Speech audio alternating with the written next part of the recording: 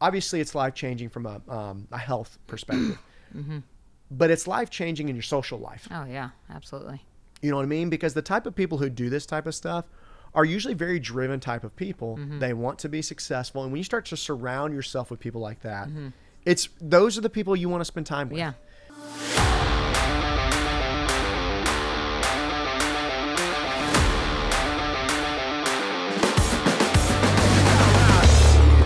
Hey, this is Taylor Haney. Welcome to the Team Reach Training Podcast. I'm here with my co-host, Jen Weston. If you are visiting this podcast, it is because you are interested in fitness, racing, bodybuilding, anything that has to do with going to the gym and training. We want this show to be fun, entertaining, and educational. So today, our main topic is going to be how to get into fitness racing. So I've got the lovely Jen Weston with me to talk about that. I got into fitness racing in 2021. My first three races were Austin, Chicago U.S. Nationals, and then Leipzig, Germany for the World Championships. One of the best experiences of my life. I competed that year with Paul Kumar. We had a really great time, and that really kind of started it. Nowadays, it is such a more grandeur type of event and experience than it was then. But even 4 years ago, we knew this had the potential to be something huge. So if you're watching the show and you saw the header, you're thinking like, I'm interested in Hyrox, I'm interested in DEKA. Like, what is the first step that I need to do? So coincidentally, before we knew what we were going to talk about today, I asked Jen to be on the show with me. So Jen actually joined the gym. What did we say before we turned the camera on? November 2023. November 2023. So it was a great birthday present for me that year for her joining the gym. She is a recovering marathoner, collegiate soccer player. She was an All-American high school, fantastic athlete. And I remember her emailing me, being interested in the gym. But another runner of the gym, like, had stalked her a little bit, because if you're a good runner, people know who you are in our community. Running is really huge in Knoxville. So they're like, oh, Jen Weston emailed you. Like, she's a really great runner. You know, she's really fit, blah, blah. And I'm like, oh, yeah, like, I want some more legit female athletes. So anyway, I asked her to be on the show today. And so great topic for you. So let's start with that. How did you get into fitness racing? So I was mostly doing marathons in 2022 and 2023. My last marathon was October 2023, and I hadn't been lifting as much. I was running 85 miles a week. I was just running, and I've always lifted to some degree for, probably the past 10 years. And my son was at Reach with his buddies, his high school buddies, and he just kept saying, Mom, I think you'd really like this gym. And I was like, yeah, well, I'm doing running. I've got a running coach. I don't need any more memberships or coaches. It's fine. Well, after that marathon, I was like, I'm burnt out from this. I need to, I've always wanted to combine strength training and running, but like I would research, and I didn't know about Hyrox. And around that time, my son was telling me about the gym. An advertisement popped up on Instagram or something, and I said to Adam, does that gym do like this kind of racing, DEKA or Hyrox? And he's like, I don't know. I think so. So that's when I reached out to Taylor, and I was like, hey, like, I'm interested in doing this stuff. Like, do you train people for this? And then I met with Taylor, and that's how I ended up at Reach. So you found out about it, and you were still actively running, had just, recovering from a marathon in October. A week. I think it was a week after. Okay. That's when I came. Yeah, I could go back. I probably got the email saved. Yeah. What would you tell somebody who is in the same position? So they have accomplished whatever they want to accomplish in running, and or they just want to do something different. Like, what is the first thing they do today? So at this point, everybody has heard of Hyrox. So let's just assume that you've heard of fitness racing, DEKA, Hyrox. There's some other ones that are popping up. What do they do today? Is it they look for a certain gym? Do they look for programming? Do they try to find a community? What's the next step? Yeah, I mean, I think looking for a gym in your area that, has the equipment for it, has the training for it, and going and trying a week and seeing what it's like. Now, my first session was brutal. I mean, I will never quit, but like it was brutal. Was it the wall balls? It was, well, yeah. Which one was it? Well, it was like a DEKA Hyrox mix. So Okay. like you ran like 500 meters, you came back in, you did like box step overs, You ran. I'm sure you're on my security fails footage. Yeah, the wall balls. The people that I was doing the workout with, I will not mention their names because they set me up for failure. They had me with the 14-pound ball, the RX weight. And you probably weighed 100 pounds at this time. Yeah. Oh, yeah. After running. Yeah. And shooting it up at the men's target, which is No 10 clue. feet. They're like, yeah, you throw it over that. Yeah. So I'm like, I'm an ex-basketball player too. So I'm like doing jump shots. I Yes. mean, this thing is hitting the bar, coming back, hitting me in the face. That was a brutal first workout, but I figure if I can make it through that one, I'm gonna keep on going. But So if you come from a marathon background, you're used to doing hard things. So you come to our gym. You and I have been emailing. I don't even remember if we met that day. So you go have this first workout, relatively humiliating. Yeah. Also kind of fun. Yeah. You wake up the next day. Were you sore? What were you thinking? I don't think I was necessarily sore, but no, I mean, I wanted to just keep on going. I mean, I was hooked, right? Like, So right is the from challenge. start. Oh yeah, I love a challenge. I mean, And obviously there's the challenge. Now, when people want to get into it, obviously they're Googling a bunch of different stuff. Do you think it's possible to do this really on your own? Like, obviously you can do anything on your own. But what do you think it is about fitness racing that makes people want to get into it? You think it's the challenge? Do you think it's the training? Do you think it's the community? You think it's the experience? You think it's all the above? So just getting into it, you really need to find a gym that has the right equipment. Yeah, exactly. Obviously, Yeah. and obviously we could provide that. Yes. And then programming is important, having something to do when you show up. And I get you did follow a program right off the bat. Oh yes, yeah. And we'll address that. Right. Yeah, for sure, I did. I mean, I think it's a combination, or it's everybody's different. I grew up playing competitive sports, so like to still be competitive, like I still have that drive, right? To still be competitive. So it's a challenge. It's, the grind day in, day out, like doing these hard workouts. Like I enjoy that. Now other people might do it for the community, and we have an amazing community too. So like, I mean, I get it all. I get it all at Reach. So what keeps you coming back?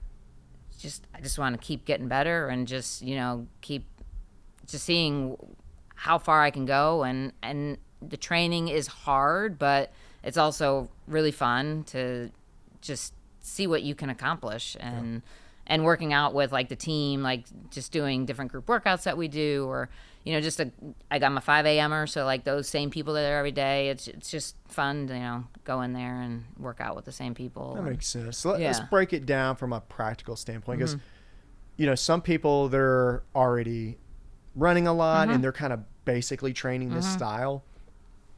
So I think maybe from a high level standpoint, first thing, you've probably researched it. Finding a gym is being paramount, because I think a lot of people think that they can supplement the training with other things. Yeah. And what you find is that sport is very specific.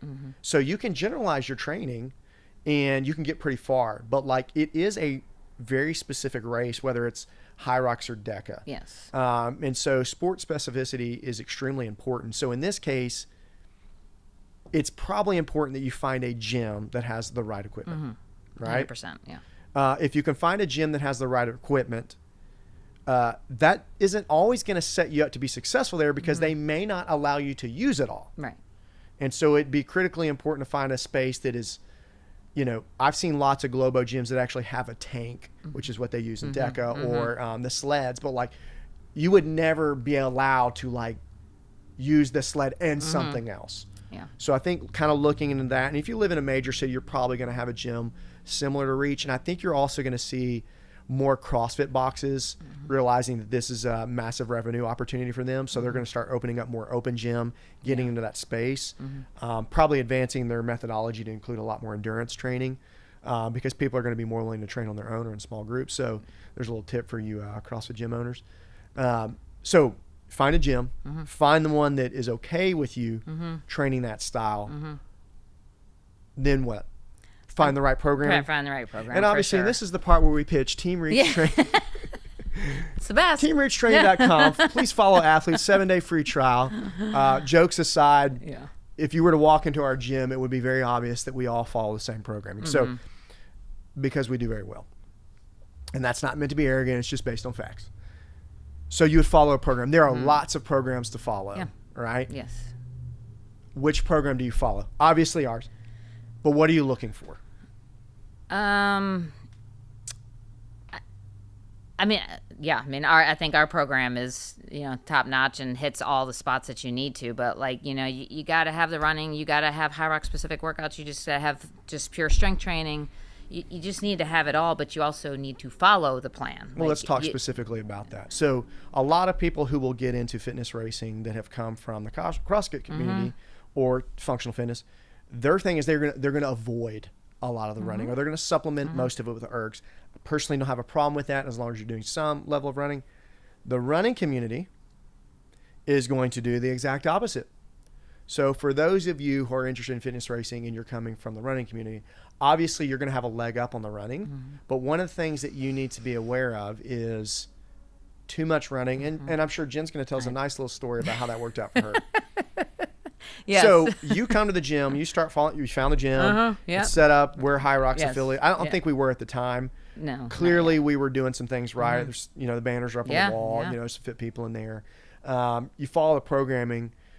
But one of the things about something that you love is it can become very addictive.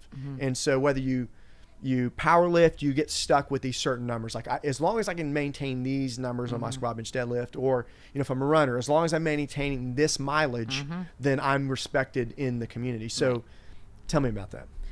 Yeah. So, I came in and I wanted to run more than was on the program. So I was sacrificing probably some erg work and other things because I was like, well, I've got to get this run in. I've got to do a long run. Well, it didn't take long. First week, it was just a Saturday workout. Could have been a great group first workout for me. While I was like, well, I'm going to go on a trail run because I got to get my miles in. The trail run was prior to the group workout. Well, I was going to do both. Okay. But yes. Yeah, so I went on this trail run, ended up falling in the Smokies, coming down the hill, tripping, ripping my hamstring, and so that set me back for quite a while. So I was not running very much anymore.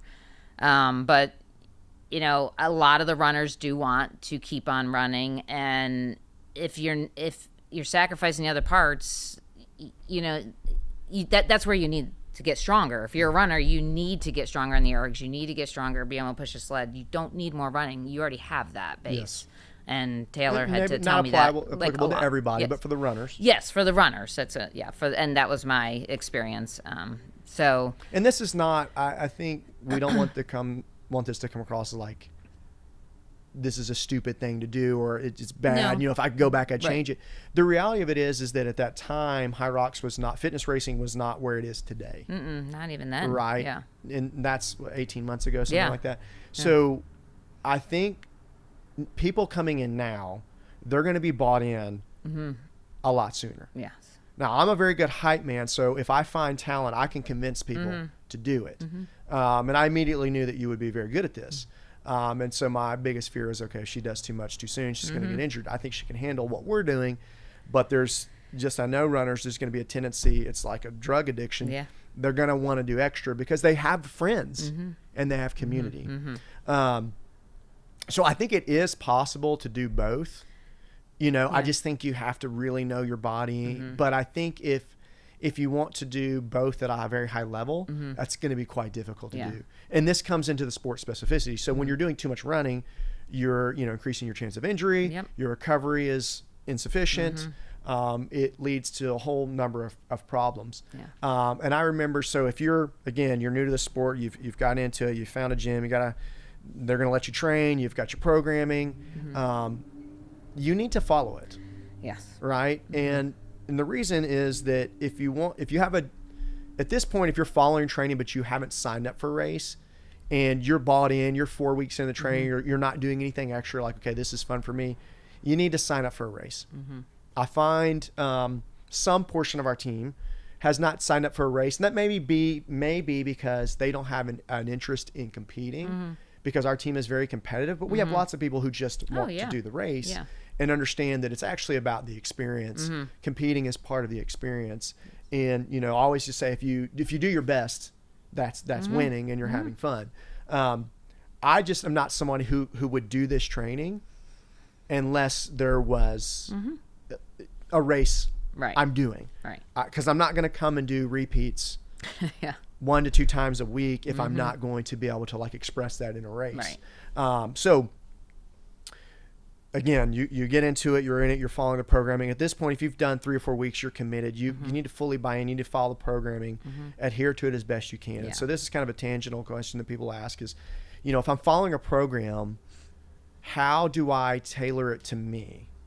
Right. And so anybody who knows anything about Team Reach training knows that all of us actually follow the same program. Those who want to modify can work with me or Colin or one of us one-on-one.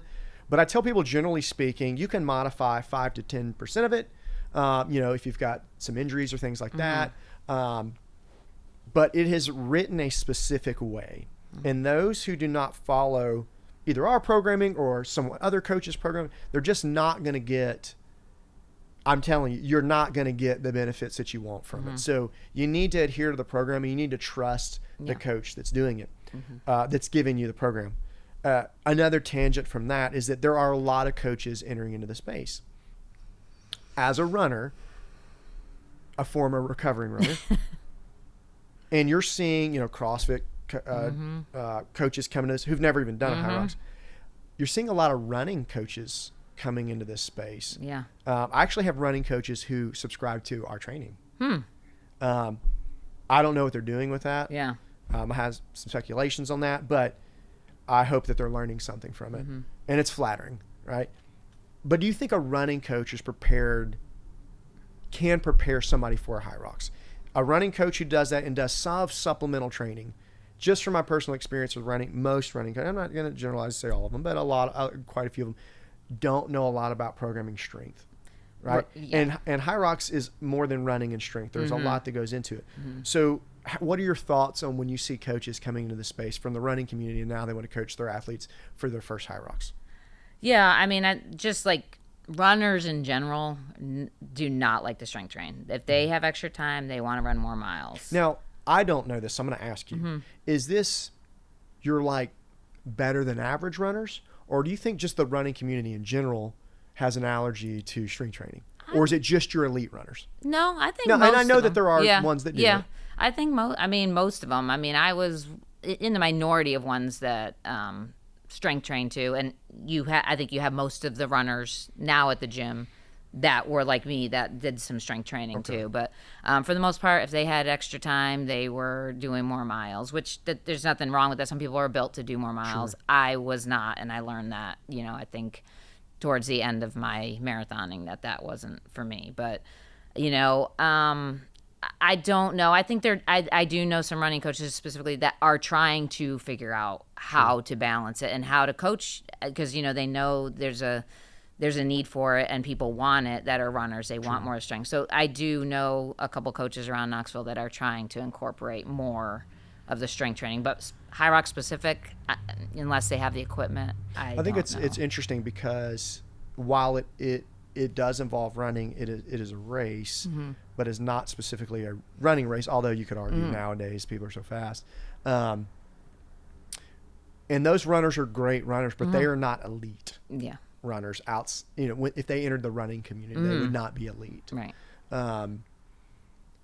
What I find it's interesting is that all the running is done in like 900 to 1200 meter increments. And so you have to approach the training very specifically. So what I'm trying to get here is that if you are getting into fitness racing, it is not enough to just do some strength training, some accessory stuff, and have a running coach program for you. Because I'm not sure what they would actually program you for. Are they programming you for an 8K, a 10K, a half marathon? Because the way that we design the running is not specific to a run distance. Right. So our training is not reflective of, how do we train for a 10K? That's how I'm going to model my training in the program. That's not what we actually do. Right. And so I would just kind of caution people, if you're going to get into this, you may have an attachment to your coach or whatever, and that's perfectly fine. We have friends and all that. But understand, if you want to do your best at this, again, it is a special. You need a specialist. So you got your programming. What keeps you coming back to the programming? What keeps it interesting and sexy for you that you want to keep doing it? And give me like a comparison to running. I mean, I feel like, running, you're doing, there's different phases of your running cycles, but you're doing the same workouts, all throughout. You're doing your mile repeats, you're doing your 400s, you're doing your tempo runs. I mean, it's just the same, but like with the Hyrox, I mean, with our training, it's always different. We have 3-week blocks usually where you're doing the same thing for 3 weeks, and then it changes and it's something new. And so it's always fun to I always love looking ahead the next week. Like, what do I got next week? What do I got next week? I always look for the week ahead because it goes on there the next week. So I'm always looking a week ahead. I'm just excited to see, what's next, or dreading workouts, which is fine, but which is fair. But I know the way it's built, it's going to get us ready. There's a rhyme and reason for why we do things the way we do leading up to races. And I think it's interesting how we don't specifically periodize to an event. We're just training year round. I think you're going to find that most, if you're getting into the sport for the first time, you're going to find that yes, you can buy an 8 or 12 week program. You can do that, periodize specifically to a race. You got to get your timing right and all that. And that you can absolutely do that. I think what you'll find in what Jen's saying is that it is fun. The training is fun. Yeah. Now, I mentioned earlier that I wouldn't do this if I wasn't racing. No. I just wouldn't do it at this intensity. Yeah. Right? Because we're trying to do well. But there's, like I said, there are people on the team who do it who have no intentions to race. Now I think they're crazy. Yeah. But they just Good for like them. they just like the training. Yeah. And so, I think one thing you'll find that when you get into fitness racing, it's going to open up a huge world of different training methodologies, different exercises that you've either never done before or you've seen people do it, but you really didn't know how to incorporate that into your training. And so, I think you're going to see more and more people get into this fitness racing. I mean, I guess that's what we call it. But even beyond that, I think you're going to see people just want to train like that. Particularly if they can't even buy a ticket to a freaking race. Well, yeah. You know what I'm saying? Yeah. So Yeah. at least, we still have, because what's crazy is we're, again, it is May 19th, we're coming up on the Worlds. So our programming is very much tailored towards Worlds competition.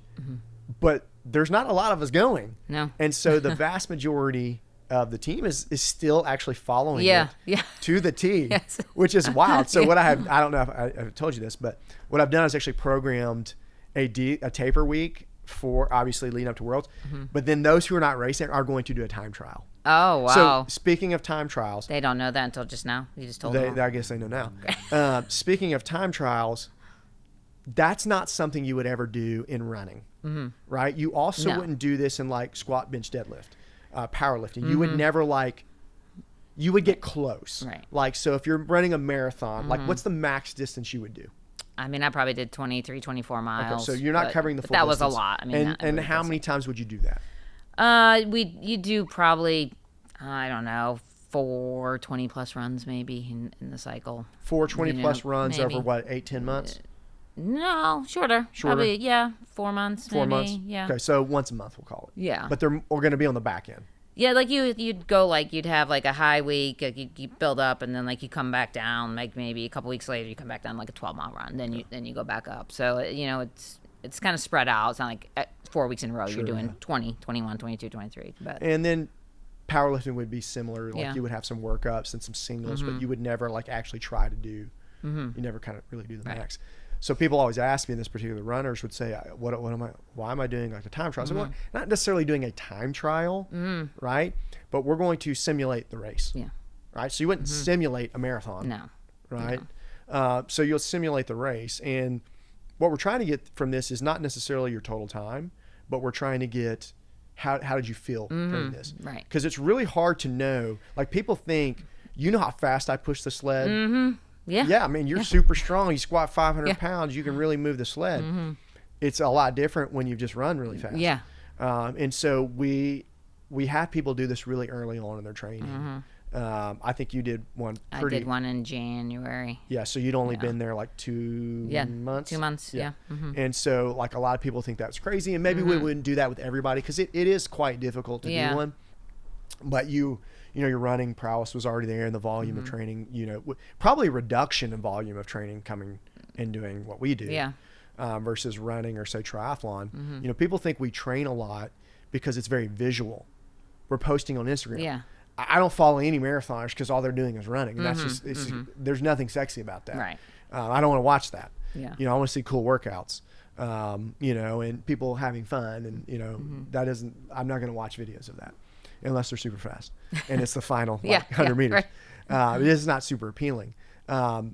But we do those because we can accrue a lot of data from it. A lot of that data, it is your sentiment, how you felt during it. You know, what things were a lot more challenging because it's going to identify some weaknesses that you maybe didn't think were weaknesses. So that's really important when you're getting into fitness racing is understanding where your base is. Yeah. Right. You know, there's a prediction, and I think this was made by Hyrox, but they think it's going to be bigger than running. Right? Whether it's Hyrox or something else. I don't know if he specifically meant Hyrox is going to be bigger than running, and maybe he did. I think that's why not have like the most grand goal ever. But I think this idea is going to be bigger than running. And the reason why I think so, and obviously you think so if you're watching this episode, is because the training is fun. The locations are exotic. There's lots of travel. There's community. You look good. You know, I always tell people like, look, if you don't have your best race, at least your pictures are going to be awesome. And they make you look tan, and they make you look good. That lighting. I remember I did this race with Jared Lawrence, Bruce Jackson, and Chad Coleman, and we did a relay. It was a terrible experience because I had done a race earlier and I cramped the whole time. Anyway, pictures. Oh yeah. So our team name was Meat Mountains, and we lived up to that. I mean. It like even showed up on the Instagram, like when you're searching, it's like that picture that shows up like the 40-year-old dudes. And like for the first time in my life, like people thought I got a spray tan. Yeah. People asked me if I got a spray tan. And like, they were like, oh, you're a lot more jacked than I thought. And I was like, I like need to do this more often.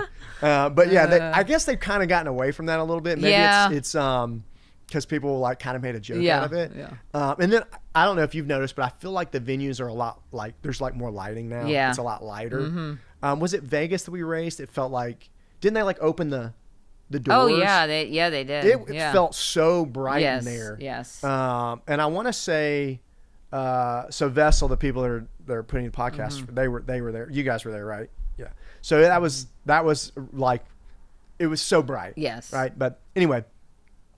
It is very appealing. It's a lot of fun. And, you know, as one thing I would say is that obviously we have a lot of women on our team. We have a lot of men on our team. A lot of the women that were on our team were having more kind of health issues from so much chronic running. Maybe that's low weight, you know, bone density is not very strong, those types of things. But obviously when you start putting on more muscle and you're eating more, that's one thing that we should absolutely address is that, you know, not specific to running, but if you come into this sport and you want to get into fitness racing, whether you're competitive or not, and you say, oh, look, I found a gym. Oh, this programming is cool. It's fun. It's engaging. It's sexy. I'm excited about what's next week. I've got fun training partners. Oh, I've signed up for, you know, Yokohama, Japan. Like, this is going to be awesome.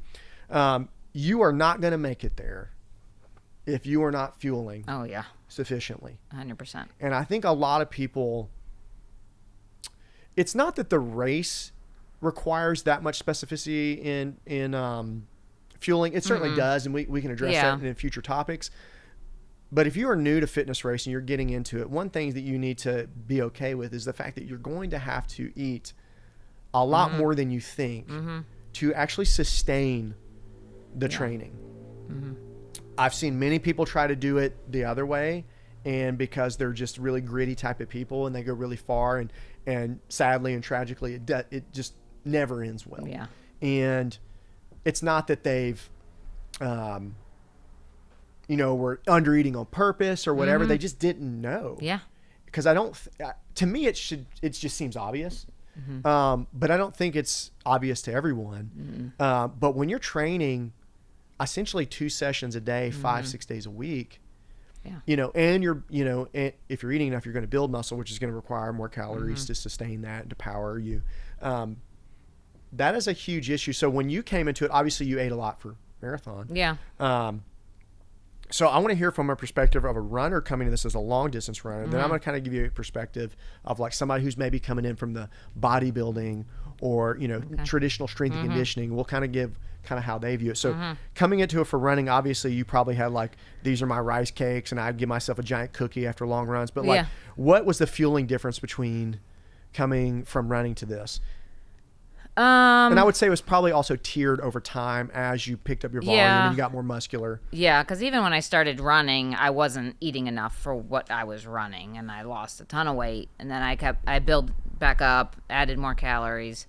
But then coming in here, since I started, I have increased literally 700-800 calories a Okay, so day. we don't want to get too personal. But how much do you weigh, Jen? 115. 115 pounds. Yes. How many calories are you eating? At least 2,800. Okay. Yeah. Say that loud and clear for the 2,800 calories. She weighs 115 pounds. Yes. Just to give you an idea, I weigh 175 pounds. Yes. I'm eating between 4,000 and 4,500. Now, obviously, I stand on my feet all day. Yeah. And I probably walk, 15,000 steps anyway. Yeah. And people are worried they're going to gain weight. Now, I will say that a lot of people have gained weight, but it's good weight. Yes. Right? Mass moves mass. I can tell you Jen doesn't have any problem moving the women's pro weight, and it weighs twice as much as she does. At least, yes. So you increased by how much you said? 700 to 800 calories? Yeah, I came in probably eating 2,000 when I started. How many miles a week were you running? Before I started? Yes, when you were eating 2,000 calories. Oh, I was and you probably weighed, 100 pounds? I was at one point, but I did gain weight throughout my running. Good. But like when I got up to about 80 miles a week. 80 miles a week. I was eating about 2,000. Okay. Now, is that just specific to you, or do you think that was kind of commonplace within the running community? I don't think people ate much more than that. Okay. Do you think that as the weigh less, run fast, where does this come from? Yeah, and honestly, when I had lost a bunch of weight when I first started running, wasn't eating enough. I was fast. That was my fast year, but it was not sustainable. Not for me. Sure. It was not. Some people it might be, but for me, my workouts got slower. My energy went down, and it took a while to build back up and to. Do you think that the opposite can happen in what we do? You eat so much, you get used to that, you're used to the training. And so really you would need to kind of phase your eating based on, are you competing? Are you in off season? The intensity of your workouts, the duration of those workouts. So maybe, you started at 2,000 calories. You realize very quickly, I need to eat more. But it's probably not a great idea to go from 2,000 to 2,800. No. So you tiered that up over time. I think we worked on that. I think I went like 200, and then a couple months went by, and then like I'd add more and just see. And I'm like, well, I need to gain weight. Like, I can move these sleds better. I didn't gain much weight, but that's the point. I didn't gain weight, but I've gotten stronger. But I think it's in this world, you're also trying to figure out like the balance of your weight, but you want to be strong, right? So you want to be light, able to run, but you want to be strong enough to push all this weight. So it's you just don't know where that balance is quite yet, and I'm not sure. Yeah, it is an interesting dynamic. A lot of people discuss this like strength to weight, strength to speed ratios, things like that. For me, I think you want to be athletic and you want to be powerful, and so, but have good endurance. Yes. And so maybe your top end running is not where it was when, say, you were marathoning, but your run economy might be better. And so what I mean by that is that maybe you're breathing heavy, but you have so much power in your legs that you're, so like when we do track sessions, I always kind of tell people like the 2 and the 400 is like, that's my jam. Like it just is not even aerobic. Yeah. I know my legs alone will just get me through that, right? Because my legs are strong enough. We do, if anybody's been on our train, you know that we literally train everything every day. We just do it in a fashion that you're just not destroyed. We don't have like a leg specific day or anything like that, because it's just very hard to destroy yourself and then go run the next day. And so, and there's certainly times to maybe do that in the off season. But so, okay, so you came in 2,000 calories, you start tearing it up. We're how many weeks? 4 weeks out from Worlds? Yeah, from this past and weekend, so you're up kind of really around your max. Yeah. You're training for a race. So you're around 2,800. Then after Worlds, we'll go into like a kind of an off season. And interesting enough, if you're getting into fitness racing, you're going to find that, and this is just my own experience as a coach, is that once people do one, they're kind of hooked. Oh yeah. And so you don't really think of it as like, I want to get in a fitness race because I want to do a Hyrox. But that's great. And that's maybe what initially gets you there. But you stay there because it ends up just being fun. And so now the addictive and obsessive part is like, you peak, you have some great race, and then there's this huge fear of like, if I don't continue to train like this and I'm doing intervals every week for 52 weeks, I'm going to lose a bunch of fitness. And so, okay, so we get to the pinnacle, we make it to Worlds after that. You know, if you're in the space, what you're going to see is you're going to let go of sport specificity. You're not going to see a lot of things that are specific to fitness racing. We're going to work on base endurance, and we're going to get back to more of the conventional strength training and all that. I know a lot of people are like really looking forward to that. Yeah. Because the race season is very long, and Hyrox and DEKA are on opposite ends of the year. So like Hyrox, you race Worlds in December. I'm sorry, June. Yep.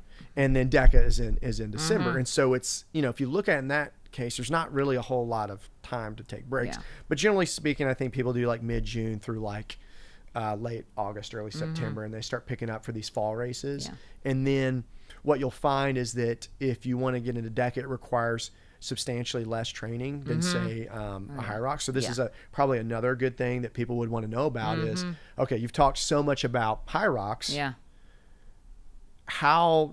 Tell me about DEKA. So obviously DEKA is essentially half the work. Yeah. And I would say it's a lot more runner dominated because the weights are a lot less. But, you know, Jen is a age group world champion last year in Ocala, which, you know, we're super excited about. Congratulations again. But how much training did we specifically do for DEKA?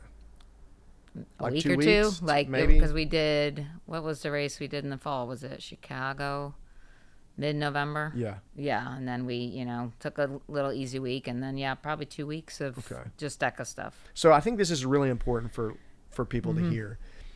It doesn't mean that if you get into fitness racing, just generally speaking, what we're talking about is Hyrox. This is Formula One. This is the top level. There are other events around that.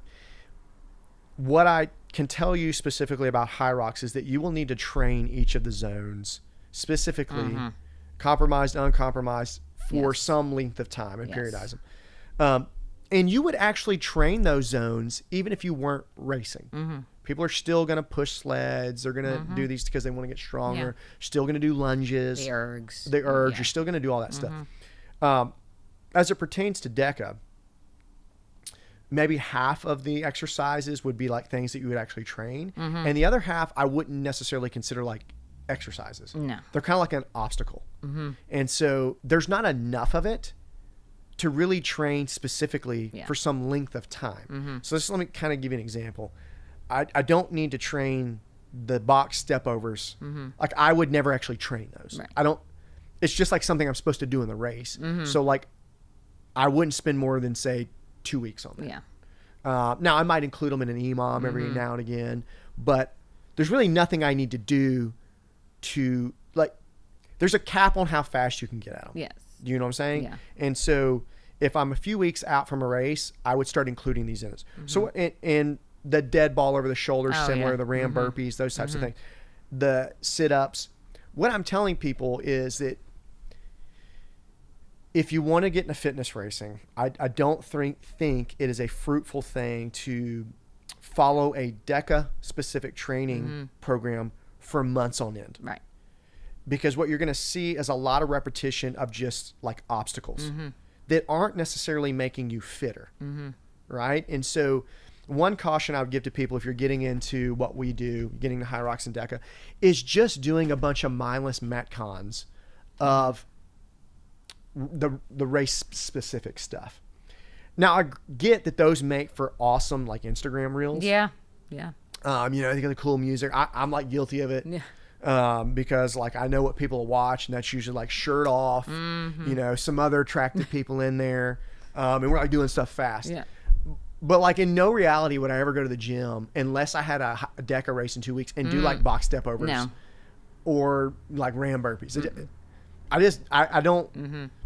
I can't periodize that. I can't understand how I get any additional fitness out of it. So that's what I would just tell people. Mm-hmm. I get that people get excited about DEKA and all that, and they want to do the race. You need to get on an athlete-specific program that is specific to being. We're calling these hybrid athletes. I don't think that is the right terminology. You are a fitness racer. Yeah. Essentially. I don't know if that's what it's going to end up being called. But a hybrid athlete is more somebody who just does a bunch of different things. Like obviously Jack D is going to be like the best example of that, where, you're going to do bodybuilding, powerlifting, Ironman, and what was the other thing he did in the same month? That he is a true hybrid athlete. But then he kind of became more of a fitness racer and broke 60 minutes. Now, I think he actually broke, he ran his PB marathon. After his marathon. It was 2 weeks or a week after. But anyway, yeah. That's kind of more what a hybrid athlete is. I think we're just using that vernacular now because it's just easier and it's catchier. Yeah. But I don't think fitness racing is too specific to say that person is a hybrid athlete, in my opinion. Yeah. Though we still use those hashtags and all that because that's what people look up and that's what they're going to Google search. But I think over time you're going to see people kind of refer to people who race in these. They're going to have a different name, right? Because a hybrid athlete, I feel like, is someone who's not always specifically competing in something. They're just completing a lot of really hard things. This year, I'm going to do a powerlifting competition. I'm going to do an ultra marathon. I'm going to do a mountain bike race. All these things. I love that, and I hope at some point maybe I'll get to that. But I can tell you right now, you mark my words, I'm never running 100 mileage. It just ain't happening. I might do a rim to rim to rim, like on my mountain bike or a scooter, but we ain't running that far. I would never do a marathon. I just have no interest in that. I don't want to age myself any more than I already have. But I think you're going to see that people are going to view that very differently. So I would tell people, if you're getting into the sport and you want to do a race, it does not need to be so specific to that race, right? Because what happens is if you have an 8-week program to Hyrox or whatever it might be, the whole catalyst of you're just trying to get to that point, and that's going to be the end game of being successful, like how well you did in that event. And what I think you're going to find is actually just the training is really, really fun. Obviously there are levels to that, like how hard you want to go and the intensity you want to train with. And so if you're too specific, right, there needs to be sport specificity. Yes. Obviously I've mentioned that already. But if you're doing 1 to 2 to 3 Metcons a week that are specific to Hyrox, you're going to get burnt out real quick. I mean, Jen, how often do we do Metcons? Not much. I mean, I don't even remember the last time. No. Now I would tell you that we will. It's because we're trying to get fitter. Right. In the off season, we will bring in random kind of stuff, and we'll not do a lot of race specific. But when you're getting into this and you want to do well in it, I think the caution is not to just do miniature race simulations multiple times a week and do a lot of, do incredible amounts of running and then race and then these little Metcons. So I think I would summarize what we've talked about today is that if you want to get into fitness racing, the way to do that, obviously, at this point, you're watching this episode, you're familiar with Hyrox, you're familiar with DEKA. I don't think you necessarily need to sign up for a race day one, right? No. I think what you need to do is you need to find a gym, find a community, absolutely find programming, teamreachtraining.com. You need to do that, and then you need to take the training and the programming seriously and follow it. And then you're going to find, if you like this, right? Sign up for a race in some cool city. Yeah. Go with your friends. Yeah. Have a blast. It is a meat factory at Hyrox events. Everybody is in great shape. The people are so fun. The community is amazing. Yeah. You're going to see more of these pop up. But if you're getting into the fitness racing community, it's because you're looking for something. You're looking for something. You're an active person. You enjoy this type of things. I'm telling you, some of the best memories I've made. If fitness racing did not exist, I would have never taken my wife and kids to England. We would have never gone to France and Italy last year and Switzerland. In my 40s, I have a lot of friends that are very active types of people. I've made a lot of new friends. So the biggest reason that I would say to get into fitness racing is obviously it's life-changing from a health perspective, but it's life-changing in your social life. Oh yeah, absolutely. You know what I mean? Because the type of people who do this type of stuff are usually very driven type of people. They want to be successful. And when you start to surround yourself with people like that, those are the people you want to spend time with. Yeah. You know, I came from bodybuilding and I've done a little bit of powerlifting, never competed in it, but I've kind of done this periodization of that. And those things can tend to be very lonely. It's not that they're not fruitful and fun. And I've had like a gym bro partner and all that, but there's just something different about being in a racing community, whether this is running or whatever, that just is different. Jen, if you have anything else you'd want to say about getting into fitness racing, what would you leave our listeners with? I mean, honestly, it's the trips, the races when you sign up for them. Like, I did probably too many races this year, but like you get FOMO. And it's not necessarily the race that you're missing out on. It's just being with everybody. And like when we went to Vegas, we all went hiking together. We just do other things and just hang out. And it's not all about the race. So it is just fun to have a group of like-minded individuals that get to go. We go to cool places, but it's not just for the race. You know, It's just about being together and getting to know each other. And I mean, that's really what I'm going to remember from, all the races that we go to. Well, I love that. I'm glad you said that because I think you and I both competed, and I know a lot of people are going to watch this or listen. They've competed in other sports and other things. And so often we put the race and the result as like, that is it. And I have been to many races where I have watched dozens of races in a day. And still showed up and performed because it just didn't have that pressure. And maybe that's unique to me, but I think a lot of people I've found have been able to kind of let go of like being so obsessive about all the things. Now, you're going to have people that do that, and that's fine. That's just how. But I think they'll grow as a person over time. They're going to find that like, hey, this is really not just like, no one's going to think any less of you if you don't get this time or whatever it is. They're going to think less of you if you're grumpy and you're not having a good time on the trip. Now, we always have a great time on our trips, and the stories I could tell. I mean, I've got so many phones or like videos I have to delete on my phone, just like getting people in candid times. But that's the big thing. So I think if you take anything away from today, going into fitness racing, it is that it is fun. Yeah. Right. It really is. It is not nearly the pressure that you would see in say like a 5K or your marathon, because, let's say you sign up for a marathon and you get COVID, which has happened to some of our athletes before. And it's like, you 95% of your training was by yourself, all to get to this one event that no one's going to see you till the finish line. So you're alone for, 3 hours, and you get sick or you get tendonitis 2 weeks before.